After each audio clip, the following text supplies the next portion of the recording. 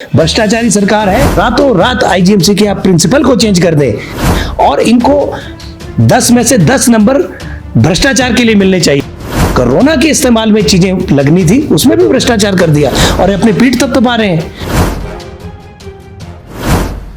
स्वागत है हमारे सभी दर्शकों का टीएसआर डिजिटल टीवी के इस विशेष कार्यक्रम में।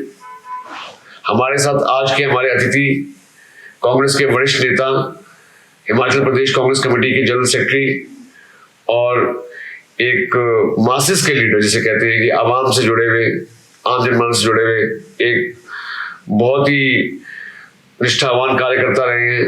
और कांग्रेस में चाहे वो फिर सेंट्रल हाईकमांड हो और प्रदेश हो, जिला, हर जिले में, हर ब्लॉक में अगर स्टेट वाइज लीडरशिप की बात की जाए तो जो पूरी ऑल स्टेट कनेक्टिविटी है उन शख्सियतों में सबसे पहले नाम लिया जाता है महेश्वर सिंह चौहान जी का, इनको प्यार से पांडू भाई भी कहते हैं। महेश्वर जी, स्वागत है आपका। थैंक यू, धन्यवाद। कांग्रेस हमारे देश की एक सबसे बड़ी पार्टी भी रही है और सबसे पुरानी पार्टी भी है। चमत्कारी प्रदर्शन भी देखे गए हैं कांग्रेस द्वारा in the times when we were kids. BJP का इतना एग्रेसिव पिचिंग पे आना और एक के बाद एक चुनाव जीतना, तो कांग्रेस इस चुनौती से कैसे उभरेगी? देखिए, ये पहली दफा नहीं है कि कांग्रेस जो है सत्ता से बाहर है देश के अंदर में। पहले भी बड़ी दफा ऐसे दौर आए हैं जब कांग्रेस पार्टी जो है सत्ता से बाहर रही, हिंदुस्तान की सत्ता से, और फिर पुनः कांग्रेस ने अपनी पुरानी ग्लोरी को प्राप्त किया। क्योंकि हिंदुस्तान के जो लोग हैं, आज हिंदुस्तान के जो लोगों का जीवन शैली है या जीवन उन्नत हुआ है, ये किस के वक्त में हुआ है, किन सरकारों के कल्याणकारी कदमों के कारण हुआ है। अगर आप देखेंगे जितने आर्थिक सुधार हिंदुस्तान के अंदर हुए, सारी कांग्रेस की देन है। और ये जरूर है, दुर्भाग्यवश आज देश में ऐसी विचारधारा की सरकार है, ऐसी विचारधारा देश पर राज कर रही है जिन्होंने देश की आजादी और देश के निर्माण में जिनका योगदान नगण्य है, परंतु दुर्भाग्यवश आज वो देश की सत्ता के अंदर सत्तासीन है। और आप देखेंगे बहुत जल्द देश का आवाम, आज देखिए आज कितना बड़ा आंदोलन किसानों का हिंदुस्तान के अंदर हो रहा है, किस तरह से त्राहिमाम के किसानों के अंदर मची हुई है। और अन्नदाता, जिस देश का अन्नदाता परेशान हो, कितने दिनों से आज हमारे किसान जो है दिल्ली के बॉर्डर पर धरना दिए हुए हैं, कितने दिनों से अपने घरों से बाहर है।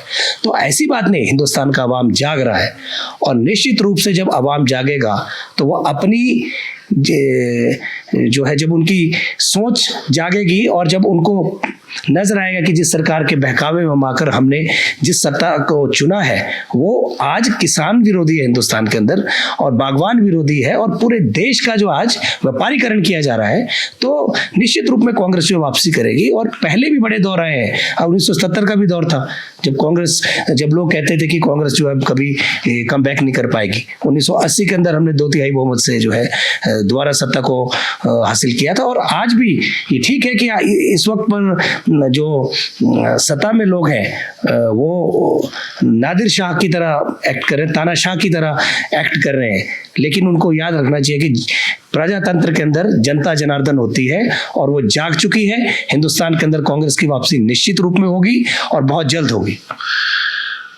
महेश्वर जी, अभी हाल ही में 3 अक्टूबर 2020 को रोहतांग टनल, अटल टनल जिसका नाम रखा गया है, उसका उद्घाटन हुआ। माननीय प्रधानमंत्री जी आए तो कांग्रेस ने अगले दिन ही पलटवार किया कि इसको इन्होंने हाईजैक कर लिया, कि इसमें हमारा योगदान जो है उसको छुपाया जा रहा है। देखिए, पृष्ठभूमि क्या है अटल रोहतक टनल की? ये कोई मोदी जी के वक्त में या एनडीए की गवर्नमेंट बनने के बाद से ये बातें नहीं हुई है। 1972, बहुत पुरानी बातें, जब इंदिरा जी ने लाहौल स्पीति का दौरा किया तब ये मांग उठी कि किस तरीके से देश दुनिया से इस घाटी को 12 महीने जोड़ कर रखा जाए।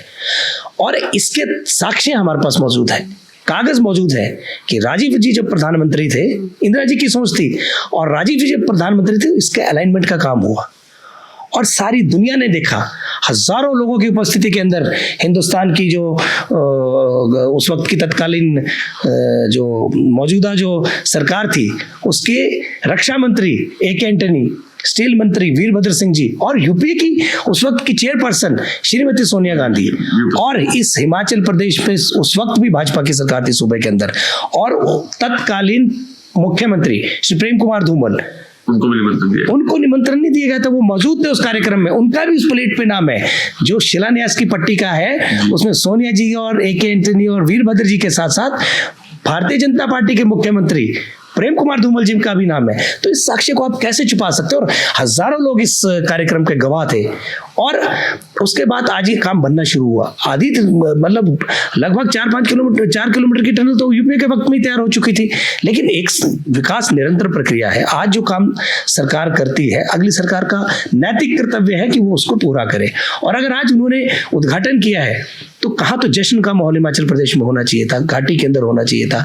लेकिन भारतीय जनता पार्टी ने इसको पॉलिटिसाइज कर इसको एक राजनीतिकरण करके, इसको राजनीतिक रंग देके, इसकी जो आभा थी और जो गरिमा थी कार्यक्रम की, उसको भी इन्होंने जो है ग्रहण लगाया है। तो ये कोई अच्छी परंपरा नहीं है।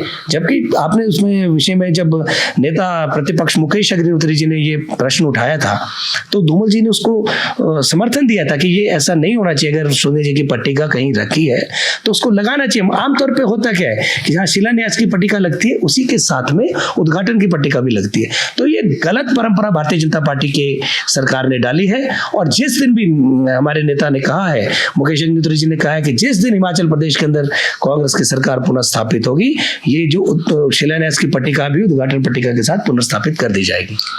महेश्वर जी, क्या हिमाचल प्रदेश में कांग्रेस अपना कमबैक करेगी?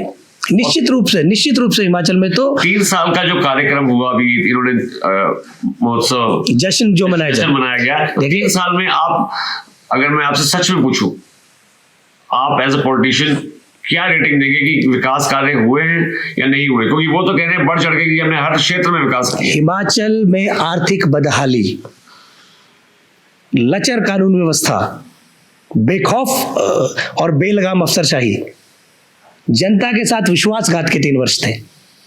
किस चीज का जश्न आज ये सरकार मनाने जा रही है? जिस 65-70 लाख की छोटी सी आबादी वाले प्रदेश के अंदर कोरोना काल के अंदर 2000 हत्याएं हो जाए, 2000 मौतें हो जाएं और इससे ज्यादा आत्महत्याएं हो जाए, क्या उस सरकार को नैतिक जिम्मेवारी है? उनकी नैतिकता है उनके अंदर जो आज ये जश्न मनाना चाह रहे हैं? और जिस सरकार में कोरोना काल के अंदर स्वास्थ्य विभाग के अंदर स्वास्थ्य उपकरणों को लेकर घोटाला हो जाए, उनको नैतिकता है उनके अंदर जश्न मनाने की? आज किस चीज का जश्न मना रहे हैं? अभी कोरोना काल के अंदर में जो इतना बड़ा घोटाला हुआ, स्वास्थ्य निदेशक जेल की सलाखों के पीछे गए, भारतीय जनता पार्टी के मौजूदा उस वक्त के अध्यक्ष डॉक्टर राजीव बिंदल का इस्तीफा भ्रष्टाचार के मामले में हो गया। किस चीज का जश्न मना रहे हैं?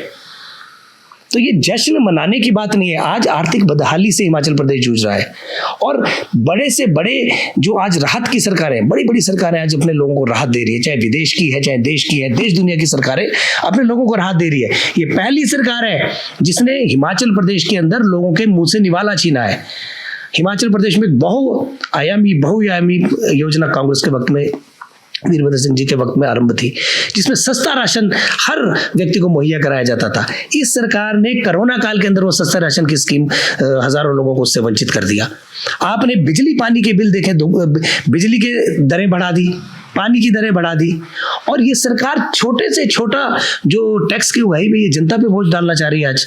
तो किस चीज का जश्न? हमें नहीं लगता कि आज इस सरकार को कोई नैतिक अधिकार है जश्न मनाने का। आपने 3 वर्ष को हिमाचल प्रदेश को बदहाली में झोंका है, कोरोना काल में आपने पूरे देश के सामने हिमाचल को शर्मसार किया है। तो आप किस चीज का जश्न मना रहे हैं?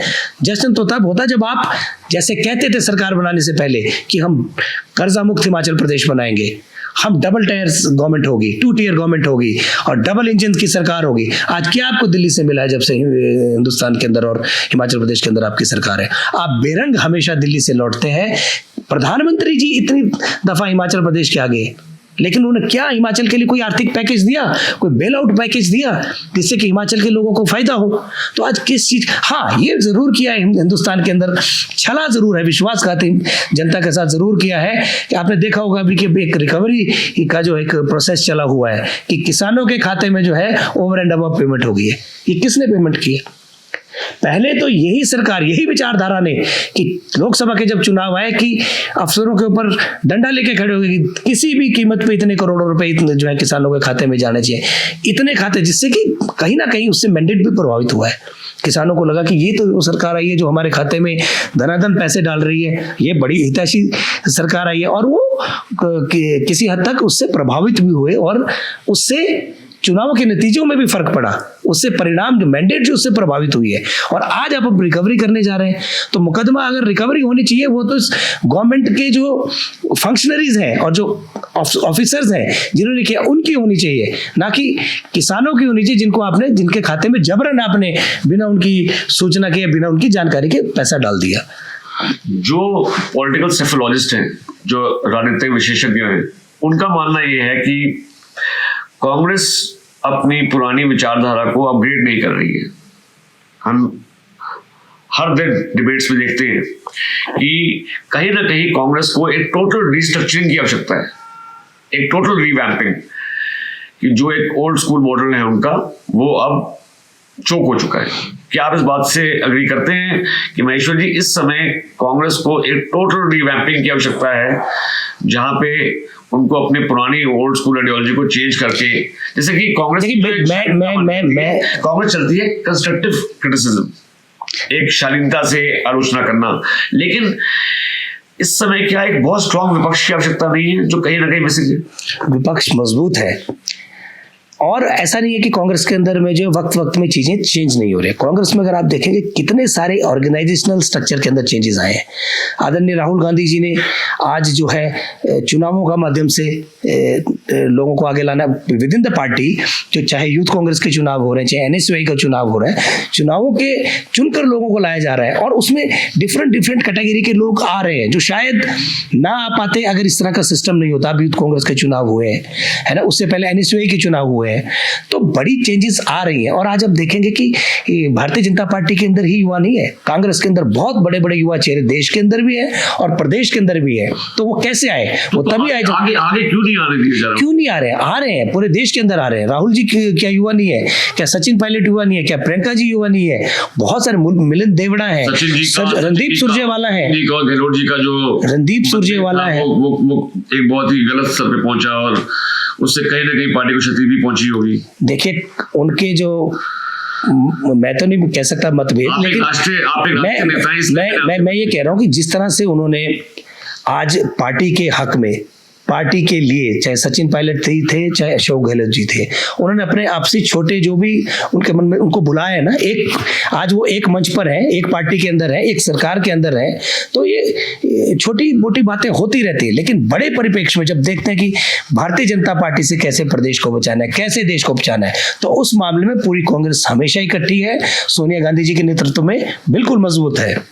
क्या कांग्रेस को और ज्यादा आक्रामक होने की आवश्यकता नहीं है? क्योंकि एक स्ट्रॉन्ग ऑपोजिशन जिसके बारे में बात कर रहे थे, निश्चित तौर पर कांग्रेस को आक्रामक होने की जरूरत है और मेरा व्यक्तिगत तौर पर यही मानना है कि भारतीय जनता पार्टी और ऐसी ताकतों से उसी भाषा में बात करनी चाहिए जिस भाषा को ये समझते हैं।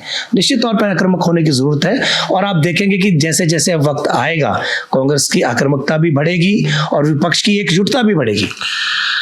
महेश्वर जी, अब बात करते हैं हमारे आने वाले चुनाव की। 2022 में हिमाचल में विधानसभा के चुनाव होने हैं।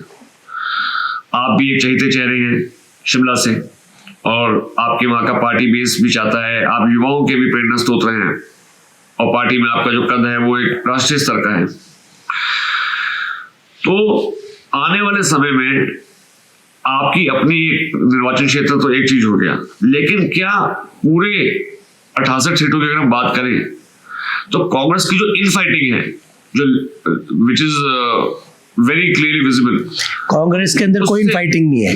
इनफाइटिंग की भारतीय जनता पार्टी की बात क्यों नहीं कोई करता है? भारतीय जनता पार्टी के अंदर हिमाचल प्रदेश के अंदर पिछले 3 महीने में 3 अध्यक्ष चेंज हो गए, इनकी इनफाइटिंग की कोई बात नहीं करता है। और आप सारी दुनिया ने देखा कि आप लोग ही चैनल पे कहते हैं कि मुख्यमंत्री से अनुराग ठाकुर जी ने हाथ नहीं मिलाया, तो इनकी इनफाइटिंग की बात क्यों नहीं होती? कांग्रेस के अंदर कोई इनफाइटिंग नहीं है। जब 2022 का चुनाव आएगा कांग्रेस पूरी एकजुटता के साथ लड़ेगी और निश्चित तौर पर हिमाचल प्रदेश के अंदर वापसी करेगी। कोरोना काल में भारतीय जनता पार्टी और हमारे माननीय मुख्यमंत्री जी कहते हैं कि लेक्चर देना बहुत आसान है, आलोचना करनी बहुत आसान है, लेकिन कांग्रेस ने भी ऐसी चुनौती का सामना नहीं किया है। प्रैक्टिकली रियलिटी में ग्राउंड जीरो पे वो अपने परफॉर्मेंस को 10 में से 10 रेटिंग देते हैं। क्या तर्क है महेश्वर जी आपके पास कि they have failed in context of controlling the. मैंने पहले भी कहा कि 65-70 लाख की आबादी वाले छोटे से प्रदेश के अंदर, जिसके अंदर कोरोना की गति बहुत धीमी थी शुरुआती दौर में, आज हम जो ये सरकार कहती थी कि हम हिमाचल प्रदेश को शिखर पे ले जाएंगे, शिखर की ओर हिमाचल, कोरोना के शिखर पर कौन सा प्रदेश आज है? हिंदुस्तान के अंदर सबसे पहले हमारा नाम आ रहा है हिमाचल प्रदेश का।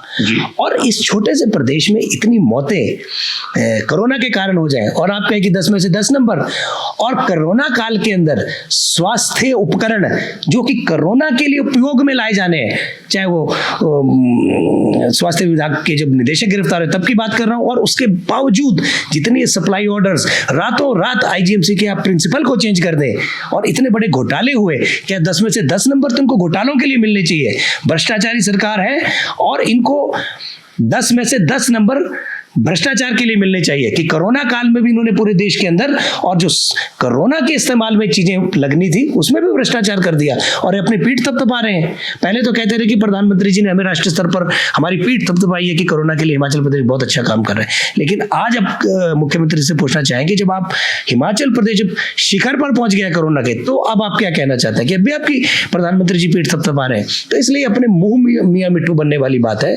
अभी भी इस सरकार को संभलना चाहिए, और जितनी ताकत ये विपक्ष के नेताओं को कोसने में, और जितनी ताकत ये जश्न मनाने में लगा रहे हैं, आज ये जश्न का माहौल होना चाहिए जब इतनी त्रासदी से हमारा प्रदेश उलझ रहा है।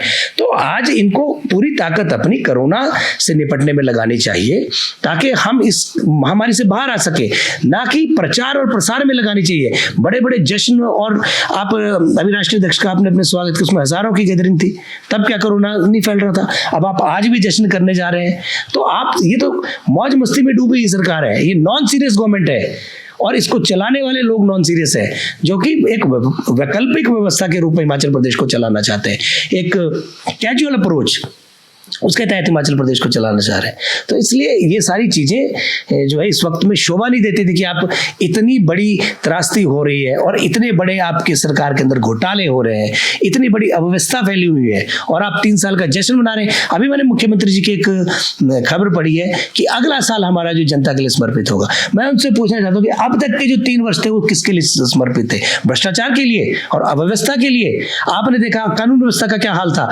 आपके ही जिला के अंदर, सोलन जिला के अंदर, दिन दिहाड़े माननीय उच्चतम न्यायालय के निर्देशों को, आदेशों का पूर्ति करने के लिए जो टीम गई थी ऑफिसर्स की, उनको गोली से भून दिया गया। अभी पिछले दिन दिवाली के अंदर हत्या हुई। इस तरह के सीरियल्स हैं, नंबर्स ऑफ केसेस हैं जो गिरती कानून व्यवस्था का हवाला दे रहे हैं। तो बेहतर होता कि मुख्यमंत्री जी और भारतीय जनता पार्टी इस चीज पे अवलोकन करती, आत्ममंथन करती कि क्या ये जश्न का माहौल है या आत्मविवेचन का माहौल है। तो बेहतर होता अगर भारतीय जनता पार्टी इन बातों की तरफ ध्यान देती। तो एडमिनिस्ट्रेटिव वैक्यूम, एक प्रशासन के ऊपर जो पकड़ होती है, पिछले कल मुख्यमंत्री जी ने, आप अंदाजा लगाइए कि मैं सारे निकम्मे ऑफिसरों को छोड़ूंगा नहीं, बख्शूंगा नहीं। देखिए, आप अंदाजा लगाइए कि इनकी कितनी प्रशासनिक सूझबूझ और पकड़ है। कोई फैसला इनका 24 घंटे तक टिकता है इस सरकार का? अभी कोई फैसला होगा, सुबह कोई फैसला। कोरोना काल के अंदर भी आप देखिए, एक काम की एक नोटिफिकेशन के बाद तो वो बार बार उसका कोरिजेंडम इश्यू कर करके, डी नोटिफाई कर करके, कोई भी इनका फैसला बताइए जो 24 घंटे तक टिकता है। और फिर कहते हैं कि प्रशासनिक पकड़। ये कब होती है चीजें कि आज आपने ये फैसला लिया, आज उसको पलट दिया, कल दूसरे फैसले को लिया, उसको पलट दिया। ये जब राजनीतिक इच्छा शक्ति नहीं होती और कमजोर आपका नेतृत्व होता है, और जब आपकी अफसरशाही पर पकड़ कमजोर होती है, तब ये चीजें होती है, तब इस तरह की घटनाएं घटित होती हैं।